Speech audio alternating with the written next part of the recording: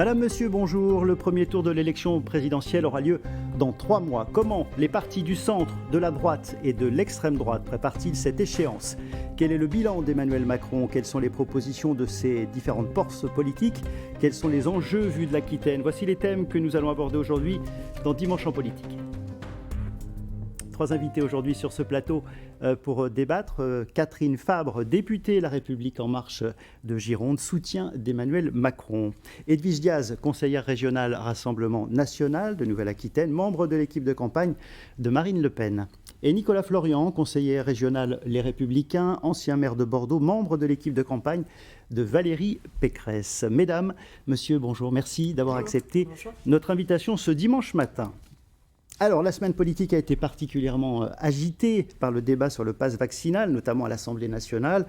Catherine Fabre, vous étiez aux premières loges, vous êtes députée. Qu'allez-vous retenir de ce débat particulièrement houleux cette semaine à l'Assemblée ? La première chose que je retiens, c'est la satisfaction que ce texte ait pu être voté, puisque chaque minute compte, on est dans une pandémie très importante, et donc ça c'est ma première satisfaction. Ce que je retiens ensuite et que je trouve très dommageable, c'est qu'on a vu que les différentes oppositions ont cherché quelque part à retarder ces débats. Tous les prétextes étaient bons. Un jour, c'est parce que on allait siéger trop tard. Un autre jour, c'était par rapport aux propos du président. Alors que la question est, qu'est-ce qu'on fait maintenant pour aller encore plus loin dans la couverture vaccinale? On a déjà un des pays qui a la meilleure couverture vaccinale parce que les choix sur le pass sanitaire, notamment les choix passés, ont été les bons. On a pris un choix audacieux qui a été le bon. Et là, on a besoin d'aller plus loin. Et donc, moi, ce que j'ai retenu là, c'est que les oppositions avaient du mal à se positionner par rapport à ce qu'il faut faire ou ce qu'il ne faut pas faire face à la crise. Et je crois que, voilà, on est en responsabilité, il faut prendre des décisions. Et cette décision-là du pass vaccinal est la bonne. Nicolas Florian, la politique de la stratégie de la petite phrase dans les couloirs de l'Assemblée nationale cette semaine, de la petite phrase de différents candidats ou même du président de la République, est-ce bien à la hauteur des enjeux de cette campagne qui commence ? Je pense à la hauteur. Je voudrais revenir d'abord sur le débat parlementaire. Alors il y a effectivement le sens des responsabilités. Je crois que la plupart des élus du groupe LR l'ont exprimé par un vote pour. Et puis il y a la forme, et c'est vrai que c'est une majorité du groupe. Un tiers du groupe. Il y a 2 choses. D'une part, une impréparation chronique sur ce genre de sujet, et ce qui s'est passé le premier soir, c'est que la majorité n'a pas été en capacité de réunir assez d'élus de son groupe pour faire voter la première partie du texte. Et puis derrière, le lendemain, une phrase au contour d'une interview dans le Parisien du président de la République qui hystérise un petit peu les débats. Bon.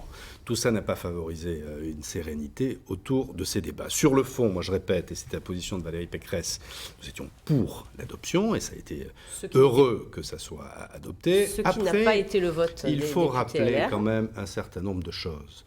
À savoir que l'objectif est sûrement louable, mais rappeler aussi que nous serons toujours les défenseurs et les garants des libertés individuelles et des libertés publiques. Et nous, ce que l'on regrette, ce que je le regrette, et je l'ai déjà exprimé plusieurs fois, c'est qu'on soit dans une stratégie gouvernementale du curatif. C'est quand les choses arrivent qu'on trouve des solutions curatives. On préférerait une anticipation, une prévision des choses. On sait qu'il y a des événements qui vont se produire autour de la maladie. Eh bien, il faut prendre des mesures pour anticiper et pas toujours être à la course au curatif. Vous avez évoqué les petites phrases, alors celle notamment du président de la République cette semaine, lorsque Valérie Pécresse également cette semaine évoque qu'il faut ressortir le Karcher de la cave. Est-ce que c'est bien à la hauteur de la campagne qui s'annonce ces phrases ? Il y a un fait réel et objectif, c'est qu'aujourd'hui, l'un des sujets de préoccupation de nos concitoyens, c'est la sécurité et l'atteinte aux personnes, aux biens. C'est une réalité, il ne faut pas le nier. Et à un moment ou à un autre, eh bien, il faut que une personnalité comme Valérie Pécresse, qui prétend à la magistrature suprême, puisse poser un marqueur et poser une volonté. C'est une phrase dont on connaît l'origine, c'est Nicolas Sarkozy qui l'avait utilisée alors qu'il était ministre de l'Intérieur. Ça incarne aussi cette volonté, ce volontarisme que l'on veut exprimer pour remettre de l'autorité dans ce pays. Les faits de délinquance sont largement progressé depuis de nombreuses années. Les atteintes à la personne, c'est au quotidien, et on sort d'une campagne électorale pas très lointaine, c'était les élections régionales, c'était le sujet quotidien de nos concitoyens. Donc à un moment ou d'un autre, il faut dire les choses. Moi, le mot ne me choque pas, il ne me choquait pas à l'époque où Nicolas Sarkozy l'avait prononcé, et aujourd'hui, ça montre véritablement une volonté de la part de Valérie Pécresse. Les propos de Valérie Pécresse ne vous choquent pas, les propos d'Emmanuel Macron ne vous choquent pas. Edwige Diaz, est-ce que ces phrases vous choquent, vous ? Oui, moi je trouve qu'un président de la République ne devrait pas dire ça. Malheureusement, il nous a habitués à ces petites phrases quand il a traité les Français de feignants, quand il a parlé de ceux qui n'étaient rien, que ceux qui devaient se contenter de traverser la rue pour trouver un travail. Donc évidemment, Emmanuel Macron est dans la stigmatisation, et ces propos viennent à la suite d'une interview qu'il avait donnée dans laquelle il regrettait de s'être mal comporté, et il avait fait un aveu, il avait dit « j'ai blessé des gens, je ne le referai plus ». Tiens, 2 jours après, il décide d'emmerder les Français. Donc sur ces débats à l'Assemblée nationale, si madame, vous avez décidé justement, non pas il dit de mener la guerre dans son entretien contre le Covid, vous avez décidé de mener la guerre contre les Français. Vous dites... je ne peux pas vous laisser dire ça. Si, vous allez me laisser dire ça parce que...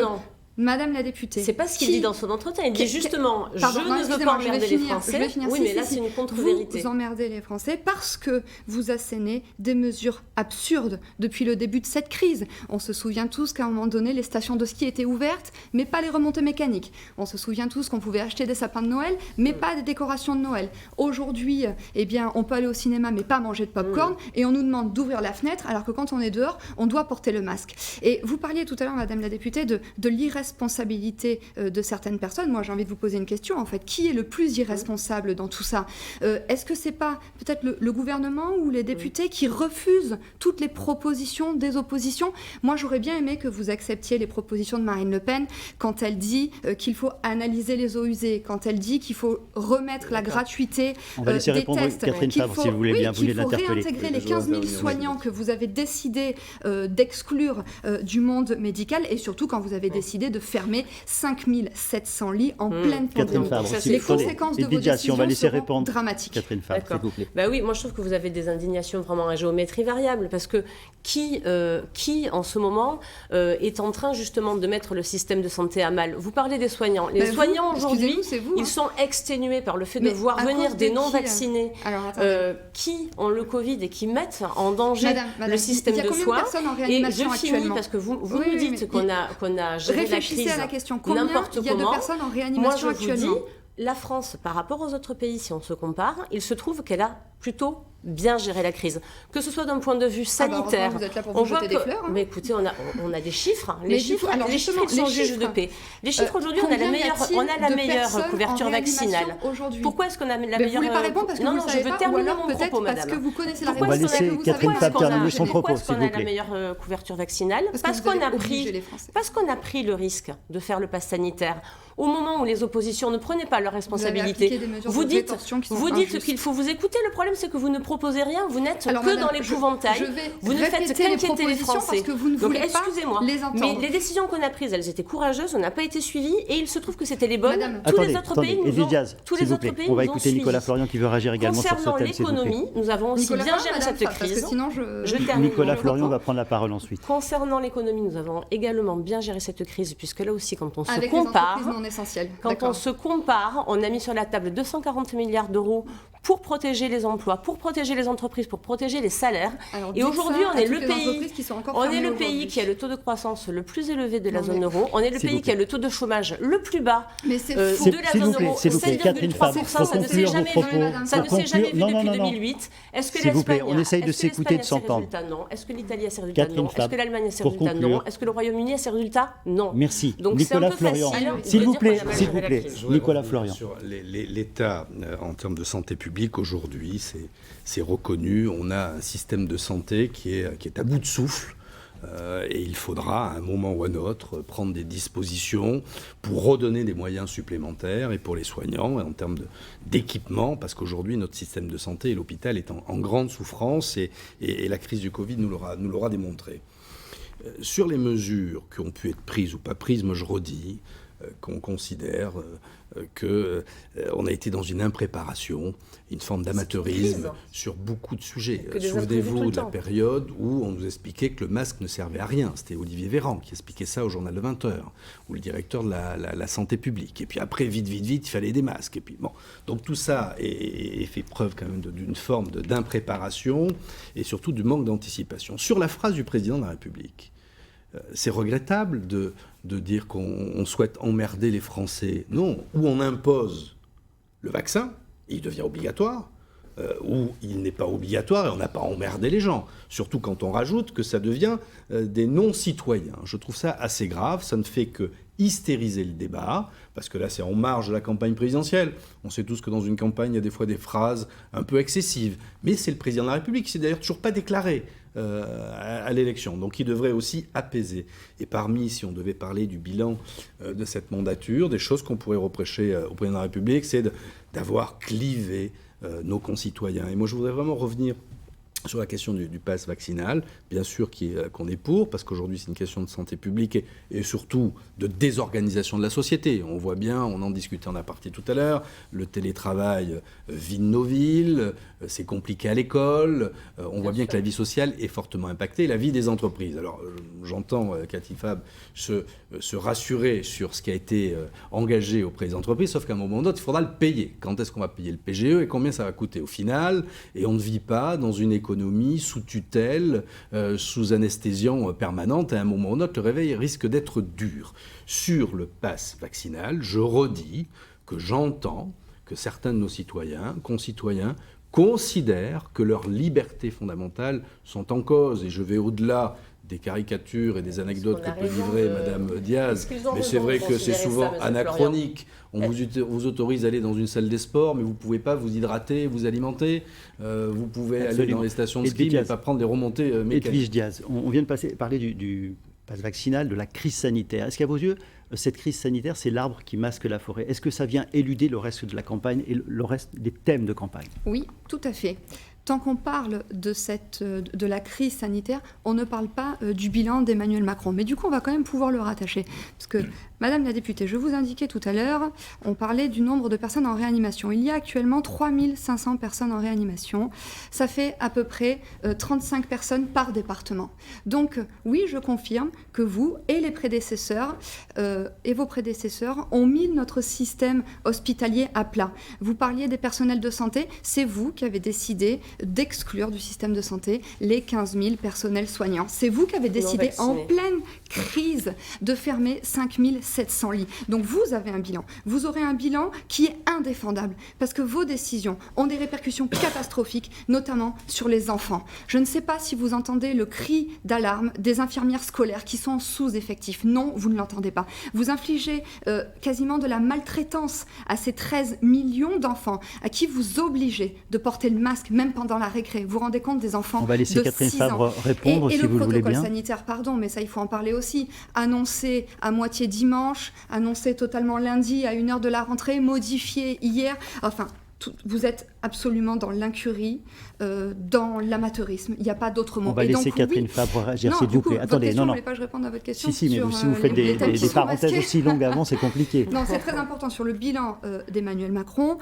Eh bien, écoutez, à un moment donné, il faudra qu'il l'assume aussi. Vous disiez, Madame la députée, que le chômage n'avait jamais été aussi bas. C'est faux. Il y a 6 millions de chômeurs dans notre pays. Votre politique en matière de pouvoir d'achat, c'est une catastrophe. Si vous abordez tous les thèmes, on ne va pas pouvoir y répondre, c'est impossible. Oui, bien sûr, tout est très important. En Nouvelle-Aquitaine, c'est 3 millions de catégories A, mais 6 millions de demandeurs d'emploi, c'est une réalité. 84% des néo-aquitains estiment avoir perdu du pouvoir d'achat. Le chômage est plus élevé qu'avant aujourd'hui en France. C'est à cause de vous. Votre bilan sur la sécurité, vous voulez qu'on en parle? Il y a 6 millions de demandeurs d'emploi dans ce pays. Non mais d'accord. Non mais ça sont les chiffres. Combien il y en avait jusqu'à présent? Allez, on va laisser répondre Catherine Fabre. On va vous laisser répondre sur des chiffres globaux. Alors on ne va pas répondre point par point, c'est compliqué. Attendez, s'il vous plaît. C'est un échec. Première question, je vais essayer moi de poser une question. Attendez, s'il vous plaît, tout d'abord, à quel moment Emmanuel Macron va-t-il, selon vous, se déclarer candidat? Alors ça, à la fin de son mandat, puisqu'on est là et qu'on compte faire des réformes jusqu'au dernier moment, Il va se déclarer avant. on est aux peut l'imaginer. responsabilités Avant le mois d'avril, on le imagine. plus tard possible Il est pour déjà en pouvoir campagne. mener l'ensemble des réformes qu'on est en train de mener et qui portent leurs Il fruits. est déjà en Parce campagne, que il s'offre des prime time à Je 20 vous heures. trouve gonflé quand même, Nicolas Florian, quand vous dites qui va payer, comment on va payer. On sort de cette crise, on peut comparer avec la crise de 2008 où Valérie Pécresse était ministre des Comptes publics. Plus Comment on fera les 25 comptes points de à- dette en Non, mais- 2008. Non, Plus mais- 15 points de oui. dette aujourd'hui. Donc Enfin- oui, ça coûte cher, c'est vrai. Oui, ben on fera les comptes Résultat, à la fin du... 800 000 Non. chômeurs en plus en 2008, Oui, moins oui. 200 000 chômeurs Non, aujourd'hui. mais ça, on fera les comptes Donc, à la fin de la voilà, crise. les Et résultats, par ailleurs, ils à sont là. l'époque, Moi, je ça veux nous- bien ouais. qu'on conteste, Non, mais non, contester non. avec des chiffres et avec des faits. Bon, quand Alors, je quand vous à la demande- Attendez, réduction attendez, de non, la non, non, santé, laissez attendez. Catherine Je Fabre peux pas répondre. vous S'il vous laisser plaît, dire. on ne parlez pas tous Je en même peux temps, pas c'est vous impossible de Je ne peux pas s'entendre. vous laisser dire qu'on détruit le système de santé, Madame Mais Diaz, si, vous le faites. alors que nous avons injecté, et c'est absolument historique, 19 milliards d'euros dans Mais la ils sont passés rénovation où ? Ça s'est pas vu, du hein. système Ça s'est pas hospitalier. vu, non. En Mais tout cas, écoutez, ça a si, pas ça produit s'est ses vu. effets. La soignants, rénovation ni chez les de la infirmières maternité scolaires, ni dans les lits. à l'hôpital de Blaye, ça devrait vous parler. La rénovation des urgences à l'hôpital de Libourne, ça devrait vous parler. Le CHU est en train de... Non mais pardon, mais ça se voit pas en Oui, fait. mais Mais ça se On est voit en train- pas. vous Et, êtes en train de nous et les dire, salaires, peut-être qu'il des faut aides à sauver- domicile, est-ce que vous le voyez, des 300 Enfin, en euros tout de cas, salaire en ils n'ont plus pas pour les aides à conscience domicile qui et, étaient ils jusqu'à n'ont pas présent le même en sentiment. dessous du seuil de C'est respect. une En dessous misère. du seuil de Enfin, vous vous pauvreté, félicitez de peu de on a choses, en tout remédié cas, à moi. ça. Oui. Mais écoutez, moi je allez pense voir que dans chaque les pas systèmes positif hospitaliers est un pas et vous verrez bien. intéressant Là, à on est plus prendre. dans Enfin, ça fait l'exercice 4 de ans et demi, l'autosatisfaction. Oui, mais là, je vous donne quand même Je comprends. plusieurs éléments factuels qui vous montrent que les choses avancent dans le Est-ce bon que vous sens. contestez le Évidemment fait que qu'il vous ayez reste fermé beaucoup de choses à faire. 5700 lits en pleine crise? Est-ce que vous le contestez, ça Ce que je ne Voilà, conteste assumez-le. pas, c'est que le personnel soignant est exténué, Mais parce alors, que ça fait 2 libre ans à qu'il vous, est, ça libre fait à 2 vous ans de qu'il est pouvoir sur le en pont, recruter et que du personnel forcément, soignant. il Vous y a des pouvez en arrêts recruter maladie de du ce personnel fait, et que soignant. forcément... Pourquoi Mais non, vous n'en recrutez pas? figurez-vous qu'une infirmière Pourquoi en vous voulez pas réanimation, recruter ça se forme pas du jour Allez, au attendez, lendemain. non, non, ne Ça se parlez forme pas s'il du... vous Mais plaît, non, ça met plus acceptez longtemps que de 2 ans pour être s'il vous formé. plaît, Quand c'est bien, c'est acceptez grâce à le vous. dialogue. Quand c'est mal, c'est pas de votre Non, faute. je Edwige vous Diaz, explique d'où ça Edwige vient. Diaz. Ça vient du fait que les non-vaccinés sont dans les services de réanimation, alors que s'ils s'étaient vaccinés, les services de réanimation C'est seraient beaucoup votre moins dans le technique jus, et que de ce fait, il y stigmatiser, a de beaucoup de culpabiliser personnels les Français soignants, est mais les ignoble. personnels soignants le savent C'est bien, et ils ignoble vous ce le que vous disent faites. bien, qu'ils ne Vous comprennent divisez pas. les Il y a Français, beaucoup madame de, la il y a beaucoup de députée. colère Vous aujourd'hui chez les divisez la- personnels Allez, soignants. on arrête là, on de arrête ce là. fait. Attendez, Nicolas Florian, Sur le système en de quelques santé, secondes, parce que il y a j'aimerais quand qu'on même puisse un aborder d'autres thèmes, et surtout et éviter vous de avez vous raison. chevaucher sur les conversations, on n'entend rien sinon. Vous aurez remarqué, je ne coupais personne quand on j'interviens. est d'accord. J'attends mon tour. Sur le système de santé, il y a quand même une question structurelle. Quelle est la place de la médecine de ville? On voit qu'elle a été aujourd'hui abandonnée. Quel est le lien entre l'hôpital et les cliniques? Et on voit aujourd'hui, dans une période de forte tension, que notre système de santé ne fonctionne pas. Et je ne parle même pas des déserts médicaux, des difficultés pour obtenir un rendez-vous chez un spécialiste. Donc, n'occultons pas cette réalité. Au-delà des débats électoraux, on a besoin d'une grande réforme du système de santé dans ce pays. Allez, un autre thème pendant ce débat. Edwige Diaz, un autre candidat vient perturber, en tous les cas, votre campagne. Vous avez déjà le nom en tête, je n'ai pas encore cité, je parle d'Éric Parce que Zemmour, vous mais m'en voilà. avez Bon, parlé. donc Éric Zemmour est un candidat qui... Est-ce qu'il perturbe la campagne du Rassemblement national? Est-ce que c'est un problème pour Marine Le Pen? Est-ce que c'est un caillou dans votre chaussure? Vous savez, Marine Le Pen est imperturbable. Voilà. Marine Le Pen, c'est une candidate de terrain. On dit Marine Le Pen, Marine le peuple. Elle ne se fait pas guider dans ses déplacements par des sondages où elle ne répond pas en fonction de ce que les uns ou les autres proposent. Enfin, cette Marine candidature Le Pen- affaiblit en tous les cas pour l'instant les scores ou les sondages concernant Marine Oui, Le alors, Pen. Comme je dis, on ne se fait pas dicter notre campagne par les sondages. Marine Le Pen, elle est sur le terrain, elle est ce week-end en Occitanie, par exemple. Vous savez que partout où elle se déplace, elle a un accueil particulièrement chaleureux. Vous l'avez bien vu quand elle est venue en Gironde il y a quelques semaines. Et Marine Le Pen a fait une campagne très simple. Elle veut rendre Donc, aux mais Français leur moi, pays je vous et repose leur la argent. question concernant Éric Zemmour. Quelle sera votre stratégie vis-à-vis d'Éric Zemmour? Bah, écoutez, nous inviterons ces électeurs à voter pour nous au deuxième tour. Nicolas Florian, certains membres d'ailleurs des Républicains, et notamment de Gironde, ont rejoint Éric Zemmour. Pas les plus éminents. Hein. Est-ce que la candidature d'Éric Zemmour, justement, vous inquiète quand vous voyez quelques membres de votre parti rejoindre Éric Zemmour? Non, puis ce serait très égoïste de ne considérer que l'inquiétude ne proviendrait que par la fuite de quelques militants vers Éric Zemmour. Non, moi ce qui m'inquiète, c'est les positions d'Éric Zemmour s'il devait devenir président de la République. Et c'est ça le sujet. Là, on parle de la France, on ne parle pas de quelques militants qui, pour telle ou telle raison, franchissent le pas. La question, c'est de voir quel est le projet pour notre pays. Quelle est la personne, la personnalité qui est capable d'incarner la fonction présidentielle? Moi, l'élection présidentielle, je la vis avec 3 motivations. Quelle est, dans le discours de ma candidate, Valérie Pécresse, son parcours, ses racines, ses valeurs, on va ses y revenir. convictions? On va revenir. Mais attendez, je voudrais qu'on reste sur... On parlait d'Éric personnalité Zemmour et notamment de Génération Z. Clément Baquet, qui est le responsable régional de Génération Z en Nouvelle-Aquitaine, nous explique le lien qu'il voit entre Éric Zemmour et les jeunes. On l'écoute. Moi, ce que j'ai trouvé étonnant, depuis que je suis en fonction en Nouvelle-Aquitaine, on a plus ou moins créé le mouvement en Nouvelle-Aquitaine avec au début 5-10 jeunes. Aujourd'hui, en Nouvelle-Aquitaine, on est quasiment plus de 800. C'est pas tellement... Enfin, évidemment, c'est évidemment l'idéologie derrière, toute la rhétorique que propose Zemmour, mais il y a énormément de jeunes qui ne viennent pas de ce milieu politique, qui étaient désintéressés, qui n'ont jamais collé une affiche.